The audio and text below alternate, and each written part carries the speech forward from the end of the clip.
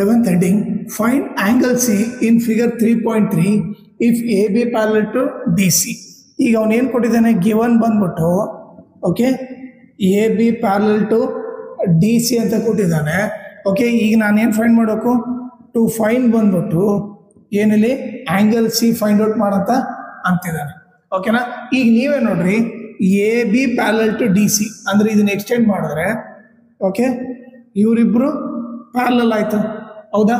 So ಇದನ್ನ extend ಮಾಡಿದ್ರೆ ಏನಾಗುತ್ತೆ, ಇದು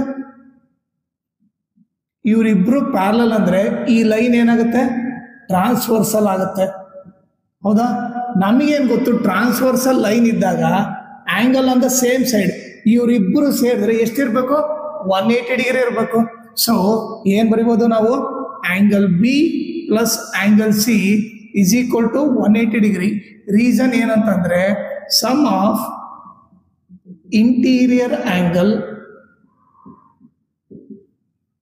on the same side of a transversal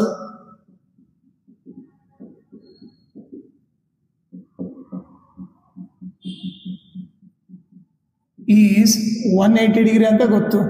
okay, ಈಗ ನೋಡ್ರಿ ಆ್ಯಂಗಲ್ ಬಿ ಎಷ್ಟಂತ ಕೊಟ್ಟಿದ್ದಾನೆ, 120 ಅಂತ ಕೊಟ್ಟಿದ್ದಾನೆ. ಆ್ಯಂಗಲ್ ಸಿ ಗೊತ್ತಿಲ್ಲ. ಓಕೆ, ಈಗ angle C is equal to 180, ಈ ಪ್ಲಸ್ 20 ಆ ಕಡೆ ಹೋದರೆ ಮೈನಸ್ 120 ಆಯಿತು.